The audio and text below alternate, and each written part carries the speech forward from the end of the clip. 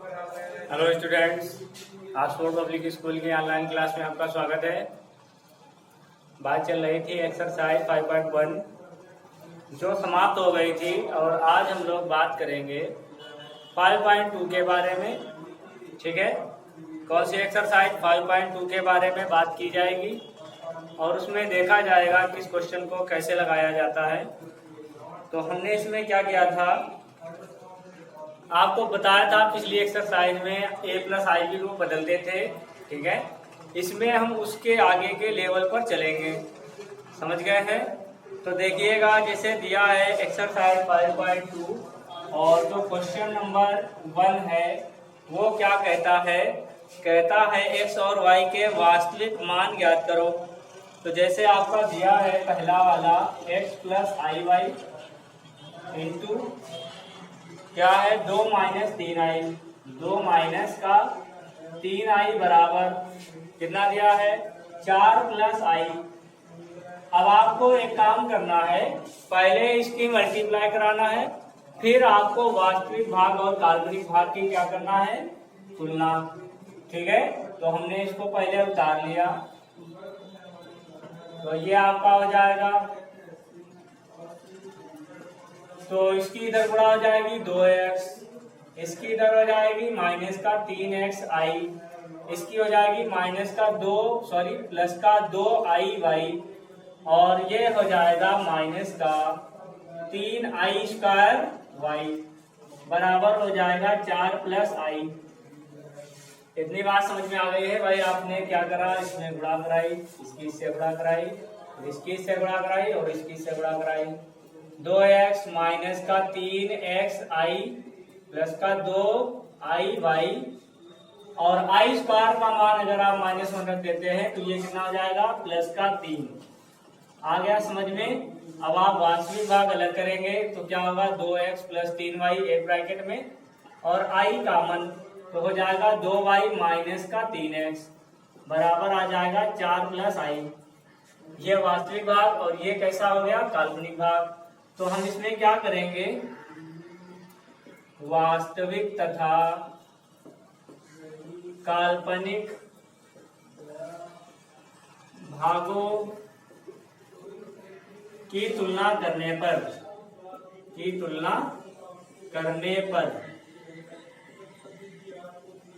वास्तविक तथा काल्पनिक भागों की तुलना करने पर तो वास्तविक भाग वास्तविक के बराबर यानी 2x + 3y बराबर हो गया 4 के, समीकरण नंबर 1।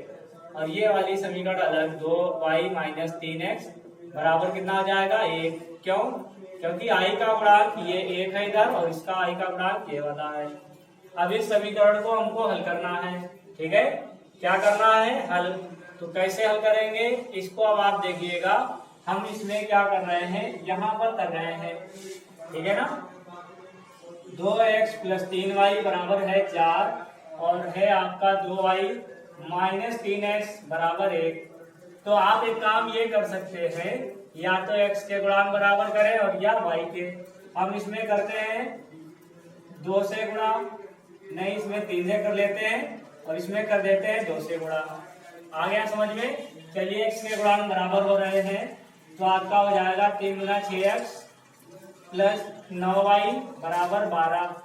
नीचे क्या हो जाएगा 4y - 9x और फिर 3 × 6 हो जाएगा। ठीक है भाई, 2 से गुणा कर रहे हैं, 2 × 4 होगा, 3 × 6 हो जाएगा, ये 2 होगा। तो अब आप क्या करोगे, जोड़ दोगे तो 9 × 4 = 13 हो जाएगा और ये 2 और 12 और 2 कितना हो जाएगा 14। तो y बराबर आएगा 14/13। y का मान कितना आ जाएगा 14/13 आ जाएगा। इतनी बात क्लियर है? कोई दिक्कत है इसमें? बताओ। तो आपका क्या हो जाएगा,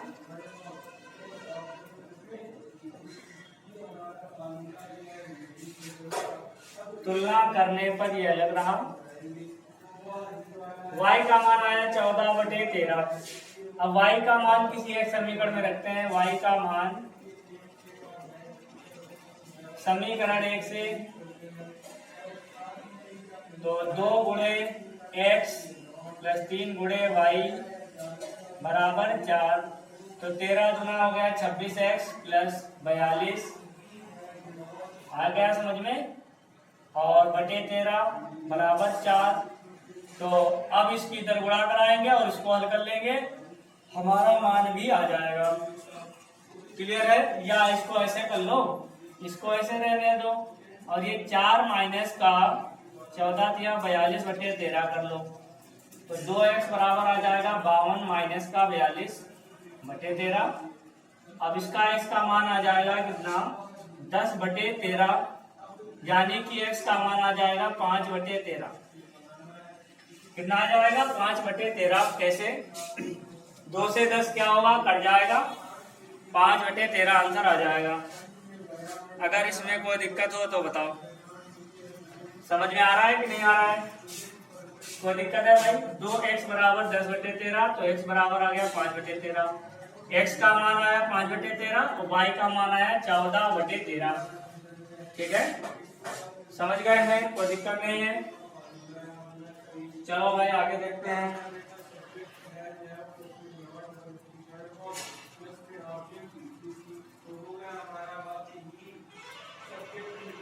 इसको मिटा देते हैं, इसका स्क्रीनशॉट ले लीजिए। सबसे पहले आप गुणा कराइएगा, उसके बाद कंपेयर करिएगा, हल कर लीजिए, आंसर आ जाएगा। ठीक है, चलिए आगे देखते हैं भाई।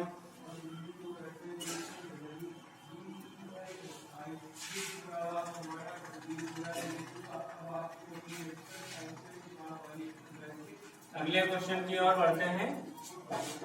दिया है, अब की बार दिया है कुछ दूसरे प्रकार से। जब 2 नंबर में क्या है, x माइनस 1 बटे 3 प्लस आई प्लस वाई माइनस 1 बटे 3 माइनस आई बराबर कितना है, आई। ये दिया है, इसको हल करना है। तो सबसे पहला काम आपका वही है, क्या होगा, गुणा कराओ कुछ इधर उधर। तो x माइनस 1 की गुणा 3 माइनस आई के साथ प्लस इसकी इधर गुणा y माइनस 1 3 प्लस आई बटे 3 प्लस आई और 3 माइनस का आई बराबर क्या होगा, आई। इसकी इधर गुणा होगी तो होगा 3x माइनस एक्स आई माइनस 3 और माइनस माइनस का प्लस। इसकी इधर गुणा होगी 3y प्लस वाई आई और माइनस 3 माइनस का आई बटे a प्लस बी है माइनस बी ए स्क्वायर माइनस का बी स्क्वायर।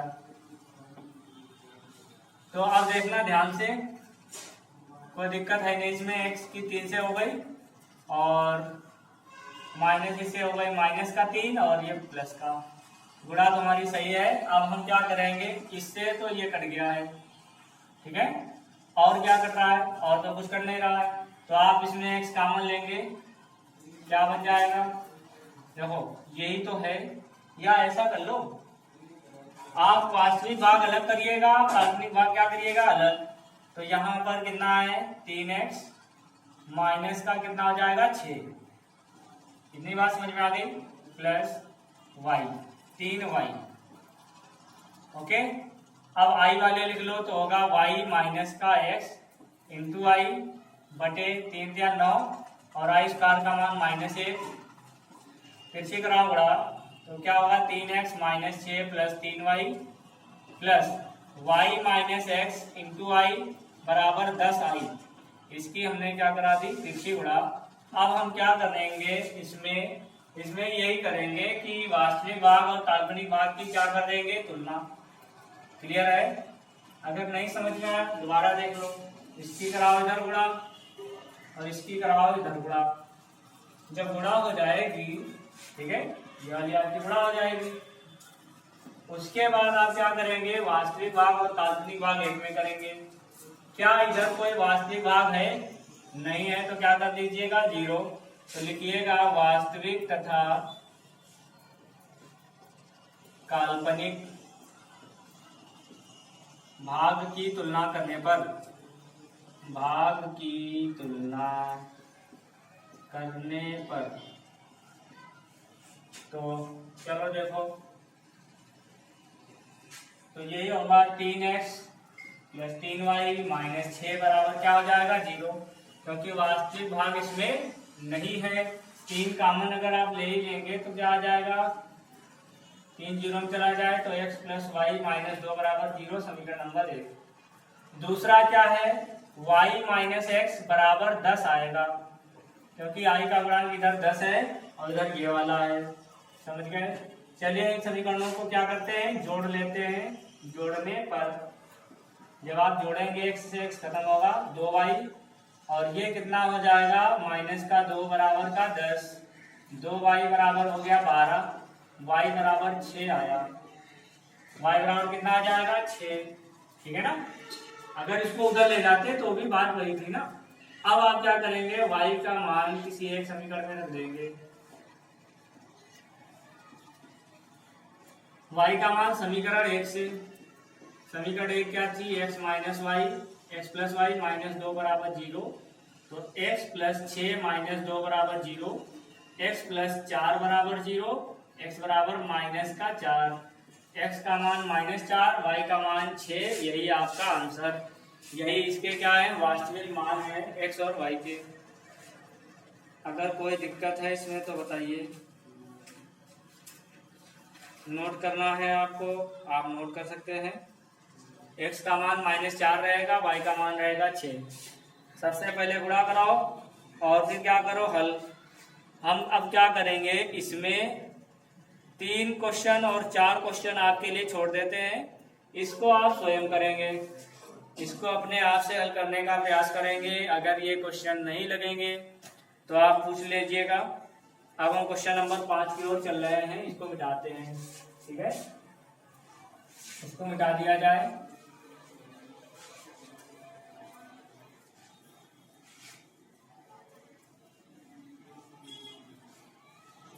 तो अब हम क्वेश्चन नंबर कौन सा देखेंगे, 5 वाला, ठीक है ना।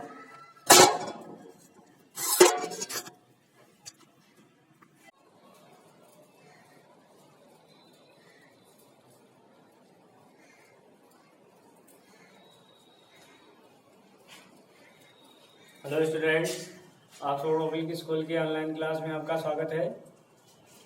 देखिए, आप पढ़ रहे थे एक्सरसाइज 13.4, जिसमें आपने गोले से रिलेटेड क्वेश्चन पढ़े थे। गोले के पृष्ठीय क्षेत्रफल और अर्धगोले से पृष्ठीय क्षेत्रफल देखे थे।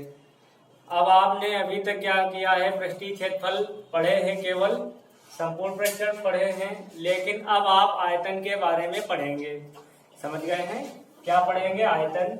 तो जैसे आपने आकृतियां पढ़ी थी, घनाभ, घन, बेलन, इन सबके क्या देखेंगे, आयतन। तो आयतन होता क्या है, जैसे प्रत्येक जो ठोस वस्तु होती है वो क्या करती है, स्थान घेरती है, ठीक है। जो प्रत्येक वस्तु होती है, ठोस वस्तु होती है, वो क्या करती है, एक स्थान घेरती है। तो उस वस्तु द्वारा घेरा गया स्थान ही क्या कहलाता है, आयतन। उस वस्तु द्वारा जो घेरा गया स्थान होता है वह उसका कहलाता है आयतन, ठीक है। तो अब एक बात आती है धारिता की। आपने आयतन जान लिया, जो वस्तु के द्वारा घेरे गए स्थान होता है या जो घेरे गए स्थान की माप होती है, उसे हम क्या कहते हैं, आयतन कहते हैं। और जो धारिता होती है, धारिता कहाँ होती है, वो खोखली कोई वस्तु है अगर, ठीक है। अगर कोई वस्तु कैसी है, खोखली है। मान लीजिए ये आपका कटोरा है। कटोरा तो सबने देखा होगा, भगोना देखा होगा अपने घर में। तो उसमें जितना द्रव आ सकता है, यानी अगर कोई खोखली वस्तु है, उसके अंदर भरा जा सकने वाला जो द्रव्य होता है, वो जितना स्थान घेरता है, उसे हम उसकी क्या कहते हैं, धारिता। समझ गए हैं, उसे हम उसकी क्या कहते हैं, धारिता कहते हैं। बात क्लियर है। तो धारिता का मतलब यह है कि कोई खोखली वस्तु है, उसमें भरा जा सकने वाला जो द्रव होता है, वो जितना स्थान घेरता है, वह उसकी क्या कहलाती है, धारिता। तो ठीक है, इतनी बात, इसका अंतर आपको समझ में आ गया है धारिता के बारे में और इसके बारे में, ठीक है ना। तो चलिए एक बार इसको रिवीजन करिए।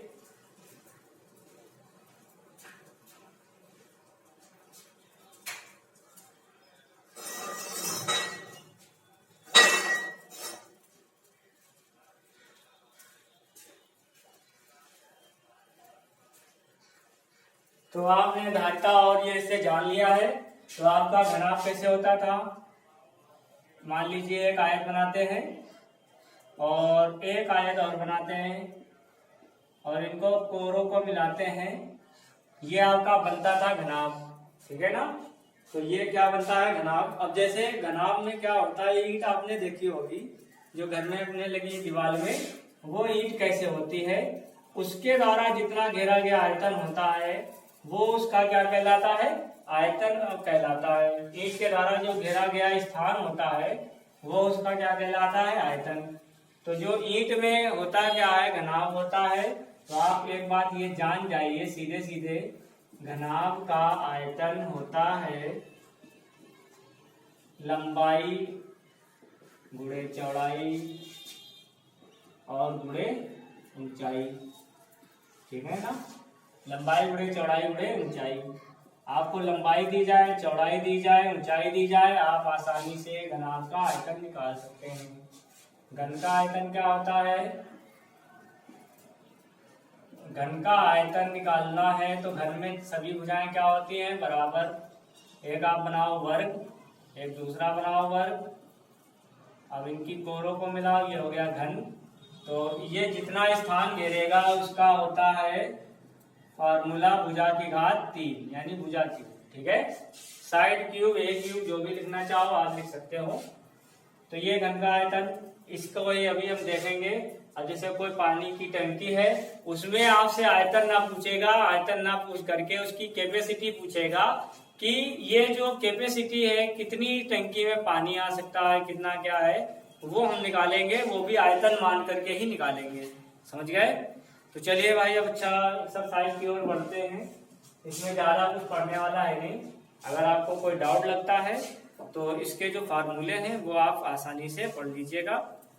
चलिए देखते हैं पहला क्वेश्चन 13.5 का, और इसका आज पहला पार्ट है क्वेश्चन नंबर 1।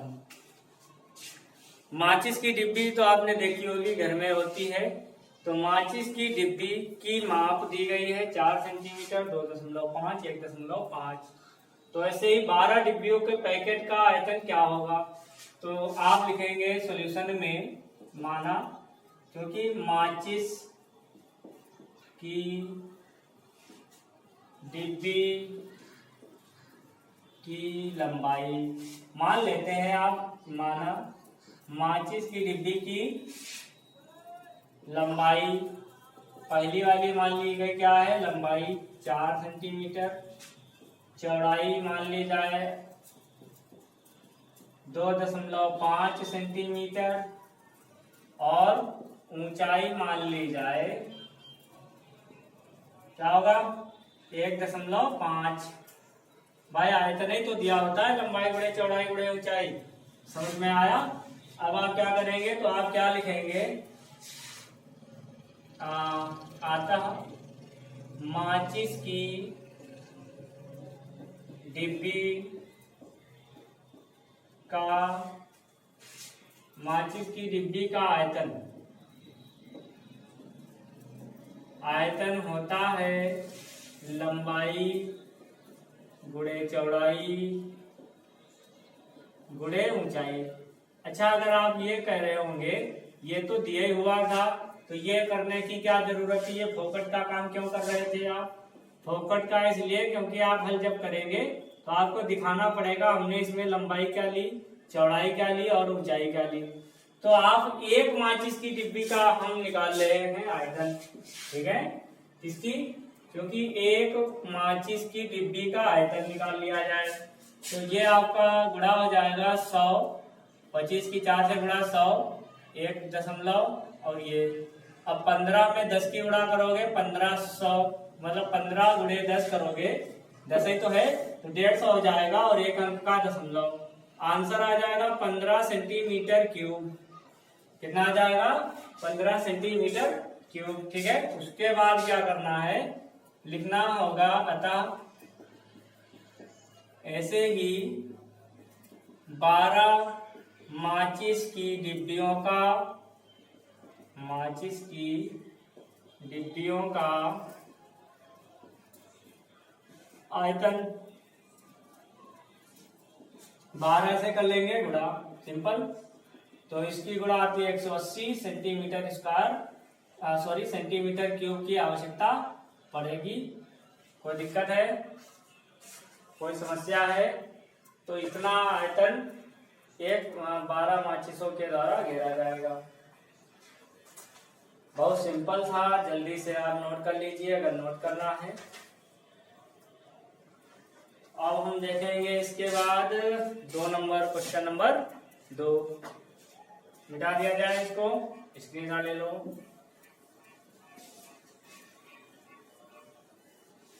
क्या कहता है दूसरे नंबर में? क्वेश्चन नंबर 2 कहता है एक घनाकार बर्तन, घनाभाकार पानी की टंकी 6 मीटर लंबी, 5 मीटर चौड़ी और 4.5 मीटर गहरी। इसमें कितने लीटर पानी आ सकता है यदि 1 मीटर क्यूब बराबर 1000 लीटर? तो क्या है, लिखेंगे माना घनाभाकार यानी घनाभ के आकार की क्या है, टंकी है। घनाभाकार टंकी की लंबाई L, ना मानो तो क्या है, दिया तो है, ऐसे ही लिख सकते हो। अगर आपको नहीं मानना है तो ना मानिए। 6 मीटर चौड़ाई D, 5 मीटर ऊंचाई को गहराई भी बोल सकते हैं, बात समझ गए हैं? यहाँ पे आप लिख लो ऊंचाई या गहराई, दोनों बातें हैं, ऊंचाई या गहराई एक ही बात होती है, ठीक है। Dash dash. अब आप क्या करेंगे, धारिता निकालेंगे, क्योंकि ये टंकी है तो इसकी क्या निकालेंगे, टंकी की धारिता। घनाभाकार टंकी की धारिता पूछे, आयतन पूछे, फार्मूला वही लगाएंगे, लंबाई गुणे चौड़ाई गुणे ऊंचाई, लंबाई गुणे चौड़ाई गुणे ऊंचाई। अब आपके पास लंबाई 6 मीटर, चौड़ाई 5 मीटर और ऊंचाई 4.5 मीटर। तो जब आप गुणा कर पाएंगे तो ये होगा 30 गुणे 45 यानी 0.45 और ये कितना आ जाएगा, मीटर क्यूब। इसकी अगर आप गुणा कर ले तो एक अंक का दशमलव खत्म, तो ये 45 दिया 135 और एक जीरो, एक दशमलव खत्म, मीटर क्यूब आ गया। अगर इसमें कोई समस्या हो तो बताओ।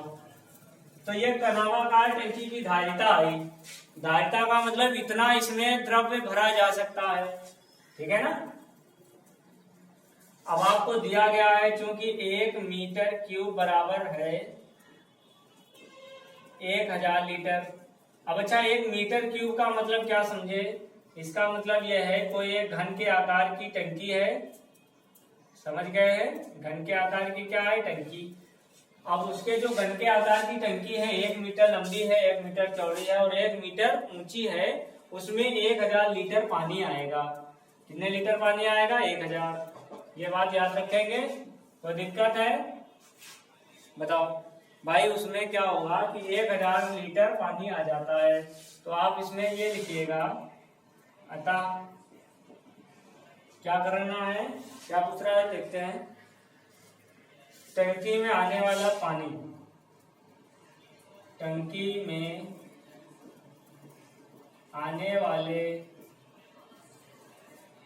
पानी की मात्रा, पानी की क्या निकालना है, मात्रा।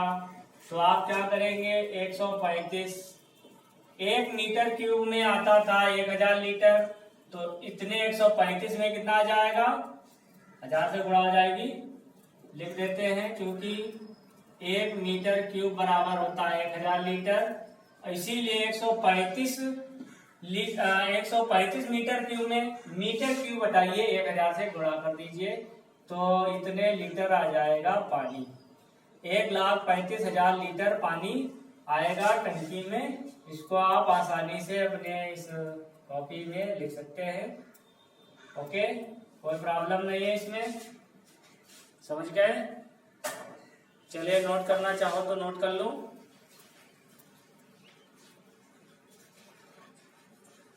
तो इस वाली जो टंकी है ये वाली, इसमें आपका आ जाएगा 1,35,000 लीटर पानी आएगा। बड़ी भारी टंकी है, स्क्रीनशॉट ले लीजिए। और इसके बाद क्वेश्चन नंबर 3 हम लोग देखेंगे, मिटा दिया जाए। चलिए मिटा देते हैं।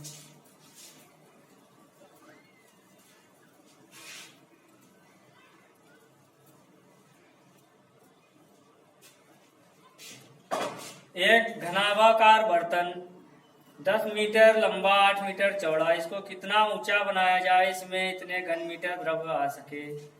तो देखो ध्यान से, क्वेश्चन नंबर 3 और सॉल्यूशन कर रहे हैं।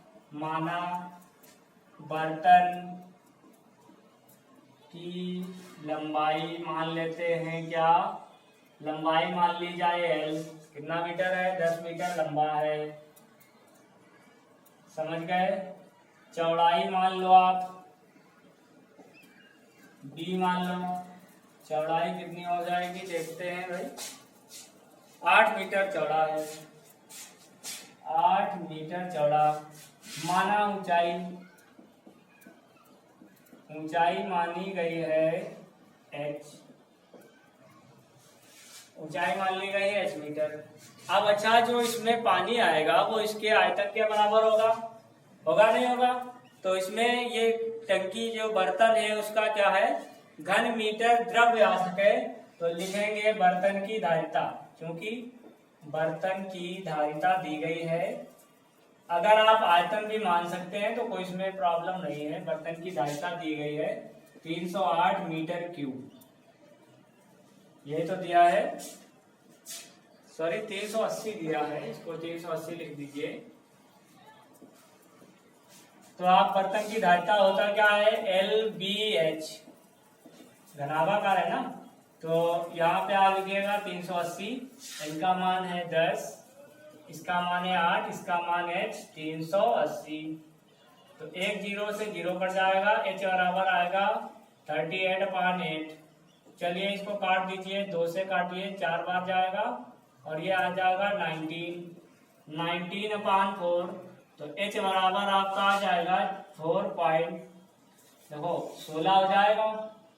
तो कितना बचेगा, 3 बचेगा ना, तो 7 बार जाएगा, 5 बार जाएगा। टंकी की जो ऊंचाई आएगी बर्तन की इतनी आ जाएगी, तो लिख देना है आपको। अतः घनाभाकार बर्तन की ऊंचाई, बर्तन की ऊंचाई बराबर आ जाएगा 4.75 मीटर। अगर इसमें कोई समस्या हो तो बताओ, सिंपल है, इसको इसके बराबर कर दो, ठीक, आपका आंसर निकल के आ जाएगा। अब आप क्या करेंगे, क्वेश्चन नंबर देखेंगे 4, ठीक है, मिटा दें इसको। 4 नंबर देख लेते हैं।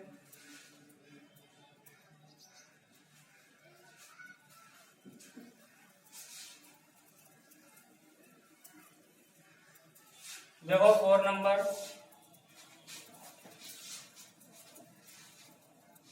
बोलता है,